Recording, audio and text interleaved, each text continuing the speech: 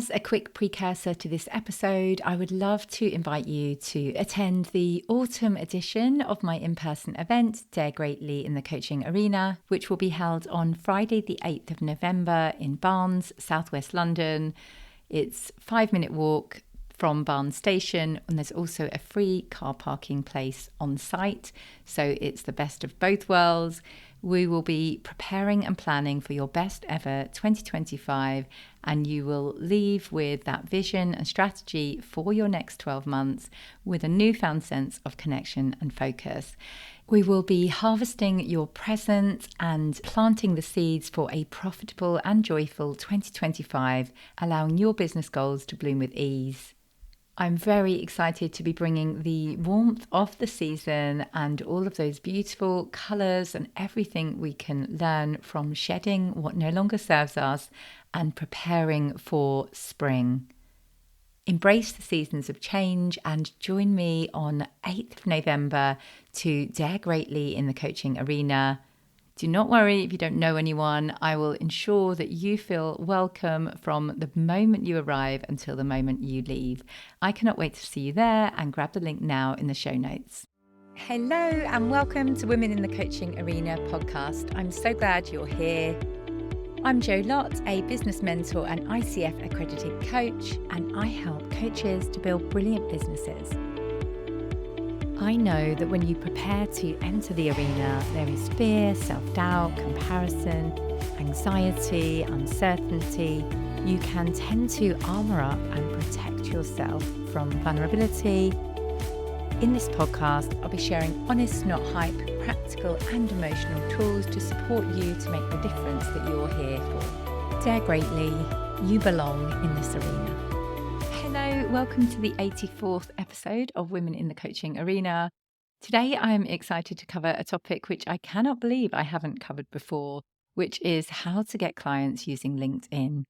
I have used LinkedIn for the past 5 years for my business in varying different niches, from executive coaching to career coaching and to now business coaching. It genuinely works really well for all niches. And I feel like it is one of the most genuine, authentic, and easy platforms to use. Let's get started on covering how you can get clients on LinkedIn.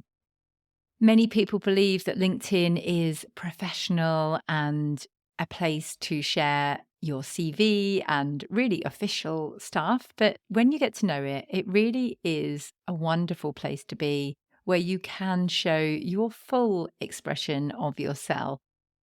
This is why I believe LinkedIn is ideal for coaches.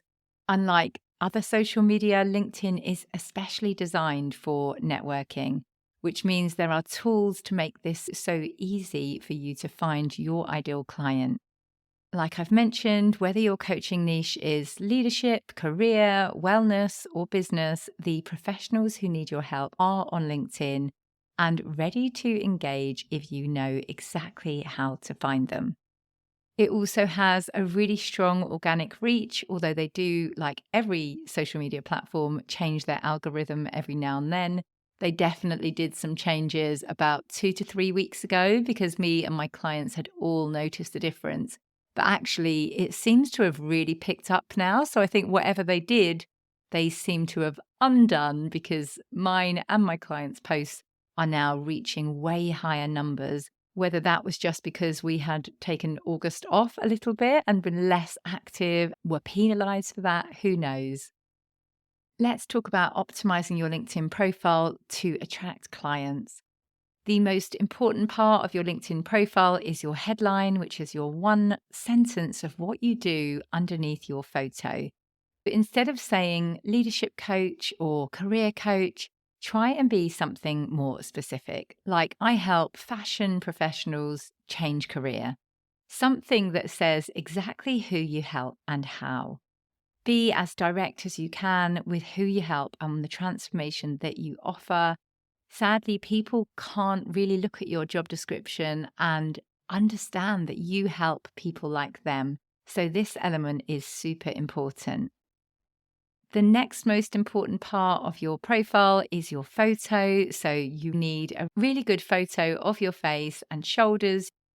A professional photo makes a big difference, though I completely understand that when you're starting out, you may need to take your own photo. And I definitely did that for a good 6 to 12 months in my business when I started. And I thought it was okay until I got professional images and realized what an up level that was for my profile. For example, I worked with someone called Vicky Knights, and she gets about 8 people to meet her in this hotel. You get your 25-minute slot, and therefore she doesn't need to charge you that much because she has all of these other people also having 25-minute slots. And I got some amazing photos. It's crazy what she can do in such a small amount of time. Highly recommend if you're in the Surrey area. That was a hotel in Guildford, but otherwise just Google mini branding shoot and see if you can find someone local to you. Next up is your About section. So this place is where you can tell your story in a way that resonates with your ideal clients. The biggest mistake I see here is people treating it like their CV. For example, I'm an experienced leadership coach and have 20 years business experience prior to this. Like, really, we want to talk directly to your ideal client. The good About section looks like, are you a female leader struggling in that position? You're feeling imposter syndrome, you're feeling all the things. You really want to be able to lead better, have difficult conversations. So, again, it's not about you. This section is actually about your ideal client, helping them feel seen, heard, understood. And then you can say, if this is you, I can help. And that's when you would go into how you can help them. It's really important to use clear, direct language. I think AI has made everyone's profiles really awful recently because we all use AI, or some of us do, to fast track thinking time. But what can happen is it makes really convoluted language and language that a normal person just cannot emotionally connect with. And if it's a robot writing your stuff, then you're not going to be able to touch that person's heart to help them to see that you are the solution to their problems. So yes, use AI to kind of check it out, but please always put your own spin on it, read it out loud, make sure that they're using words that you would actually say in real life, and just make it sound as normal and human as possible. Remember, in this section, the most important part is people don't care about your whole life story. They care about how you can help them.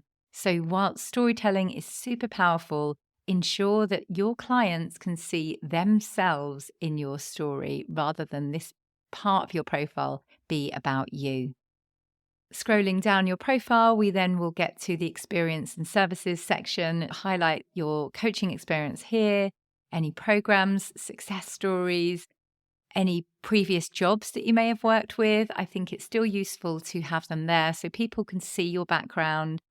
And also, it just gives that talking point of like, oh, I used to work there as well, or oh, I live in wherever it is your previous workplace was as well.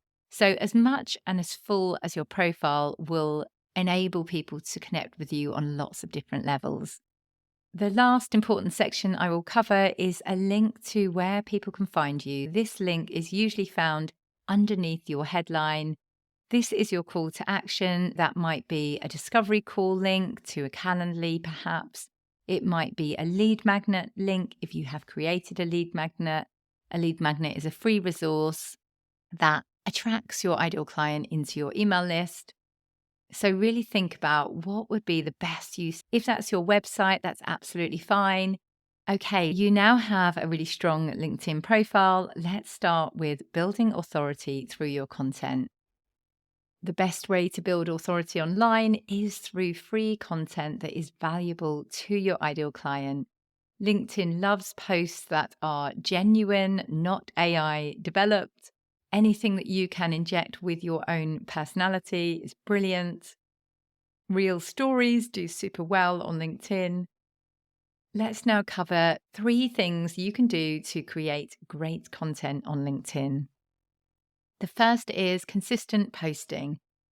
I often have clients who post once and then think that that is job done. And sadly, I would be aiming for 5 times a week, ideally 2 to 3 times a week is still okay. That will still help you to build your authority on the platform.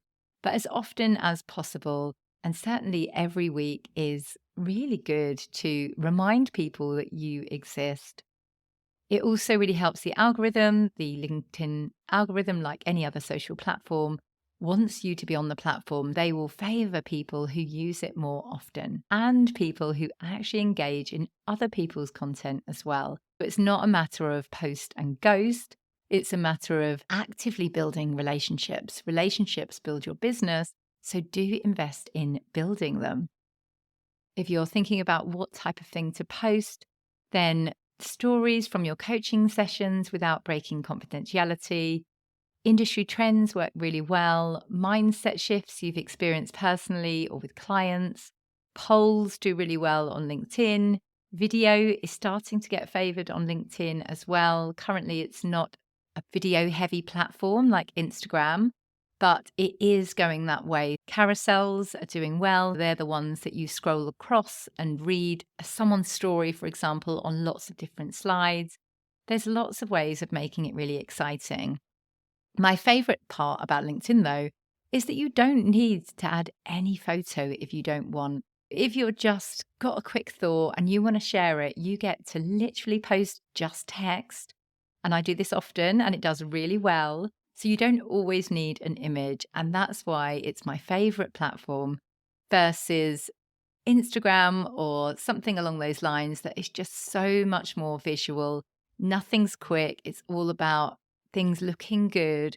Whereas LinkedIn, I feel like, is a lot more forgiving. That is why it's my favorite platform. Going further into the type of content you can create, like I've said, personal stories work really well. Usually things like how you overcame the challenges that your client is currently facing. Most of us have been in our ideal client's shoes, and people love to see the other side and get that inspiration. So don't be fooled into thinking that it's a professional platform and you must never share anything personal. If you go down that route, your profile will go nowhere and your business will go nowhere either.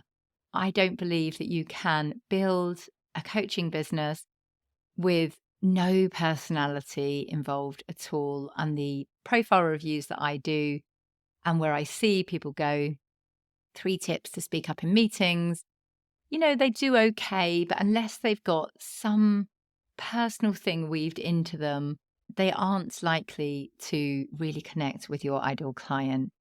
It's all about having a balance of content. So yes, some educational stuff, some stories, some polls, some belief shifting stuff, really thinking about bite-sized tips that your audience can use right away. One thing I'm loving at the moment is sharing more insights than tips because, on social media, we are just scrolling by to entertain ourselves. We aren't likely to literally go and do that CV review there and then. Most of the time, it's about a small shift, something that they can actively change in their mind rather than adding more to their to-do list. And my favorite one, client wins, sharing testimonials or case studies with clients that have worked with you and achieved great results, is a real interesting one because we all relate to personal stories, but obviously also they can see themselves in your previous clients, and it's a great one for conversion content. Finally, covering engagement, thinking about thoughtfully commenting on other people's posts. Again, this is another thing sorely missed, and people think they're doing a great job because they're posting. They're all upset that no one's engaging with them. And I say, have you ever engaged with anybody else's content? And if you haven't, then that's what's going on here. You will reap what you sow. In other words, build those relationships with people, and they will start to support you in return. Think about adding valuable comments to people's content rather than great point, great post, or something like that. How can you add to what they shared, thoughtfully expanding on it? Because again, that's why LinkedIn is my favorite platform.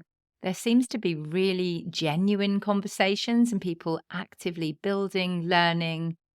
I hope today's episode was useful as a whistle-stop tour on how to use LinkedIn to attract coaching clients. Really do think about approaching it with the right mindset. I often say, shine your light like a lighthouse, and the right people will be attracted to you. And I was fortunate enough to take on a new client earlier this week who literally said, you are the light for me, and you have been shining your light like a lighthouse, and I'm finally ready to buy. So she had been listening to this podcast. Hello, if you're listening, hopefully you know who you are.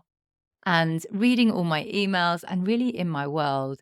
And then the time became right for her to actually take that next step. But just know that you can be that lighthouse for people. Don't get despondent that they haven't bought your thing and give up, because if I had have done that, this person would have never signed up because it wasn't the right time for her at that period of her business. Also, really think about building conversations. You can do this in direct messages, and it doesn't need to be sleazy. There's a lot of sleaziness out there. It can be genuinely, thank you so much for supporting my post. I really appreciate it.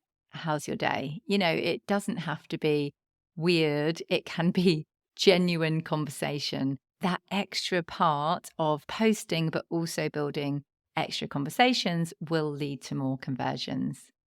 I hope this was helpful to you, and do connect with me on LinkedIn if you haven't already. I'm there as Joanna Lott, and cannot wait to connect with you and learn and support your posts in return.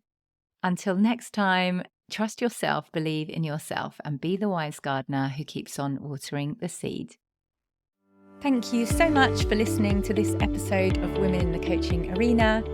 I have a mass of free resources on my website, joannalottcoaching.com. That's Joanna with an A and Lott with 2 T's, joannalottcoaching.com. And I'll also put links in the show notes below.